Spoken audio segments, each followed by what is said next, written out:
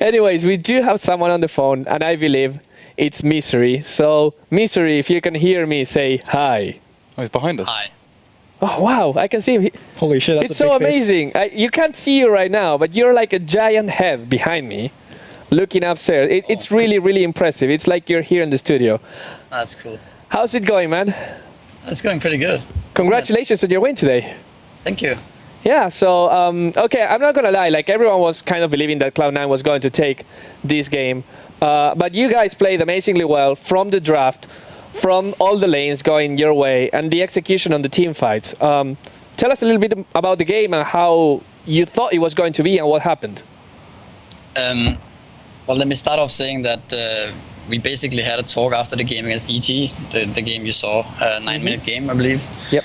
And before that, we had been like really arrogant, and we didn't practice much because of the Monster Invitational, and we didn't take it too seriously. We played all kind of roles. We were just playing like dogs, like you mentioned yourself. So we actually took it a bit more seriously and started playing and started scrimming, and we ended up with a like similar style of lineup that we had been practicing the last few days. So we kind of knew what was going to happen, and it went like a planned. And we believe the strategy we played is really strong, so we just went through with that. Yeah, it really showed something that you were saying, the communication. Some of the things rely on everyone just talking and knowing when the center Stampede is there, Moonlight Shadow. All the executions seem to be like you guys were very, very in touch with each other. And is that how you feel right now with all the scrims and how the team is getting to know each other? Well, it isn't actually that hard because Pycat and I have been playing for so long. And another thing that we did is to... instead of playing all different roles, I decided to go back on support now, and Pycat's gonna play the carry role. Okay. And this basically means that I will be like mostly directing the team in terms of style and how we're gonna move in the game. And this made it much easier. So like there is a clean slate behind everyone, and everyone knows what their roles are and stuff. So that helped us out a lot. That's good. Guys, any questions about the game or maybe about the team or Mystery himself? Maybe you want to ask him something personal. I actually had a question about the Lich pick. Sure. Like why Lich in that situation? Just for specifically a lane win? Like even if they did like Drow short lane and they decided to put Storm mid, you're still confident that you win 2 lanes? Is that really just the only reason?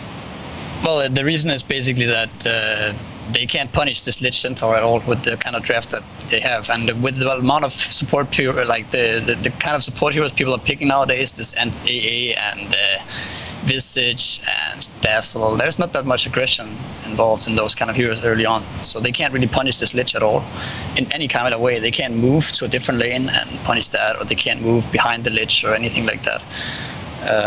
So this is basically a way to shut those heroes down. Like this Visage, what did it do? I mean, they didn't do anything, any of their heroes, but this Visage in particular, which is like one of the strongest heroes for C9, it had such a late 6, and they couldn't do anything. With their safe lane heroes, Storm got shut down a lot as well. Yeah.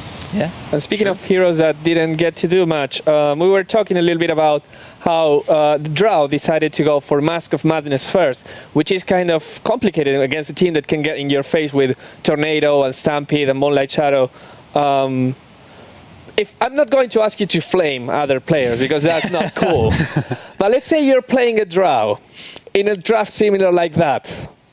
Would you go Mask of Madness first, personally? Probably not. Okay. I don't think I would be playing Drow at all. I hate that hero. You don't think it's a good hero in this metagame? But I honestly didn't see Eternal Envy on the map ever, that game. See, that's the point. Didn't even see he was like, I didn't even feel like he was a part of the game. He could have played versus bots. No offense. It's cold. So I don't know, man. Fair enough. Anyways, just wrapping up a little bit, I wanted to go back to personally yourself. I saw you casting recently. You've been casting some games with Toby, I think. Maybe the Capitalist, I'm not sure. You're doing a great job with that. I'm really enjoying your cast, so I just wanted you to know that.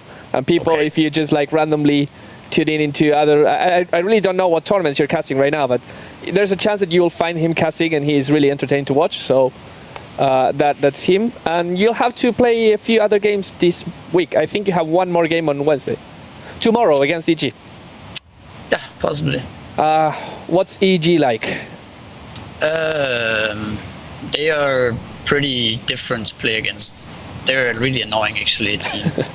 You haven't really figured them out yet, because they're kind of figuring, like, they're a bit ahead in the meta game. They were the ones starting all this Morphling, Midas, mid lane, all this shit without TZ.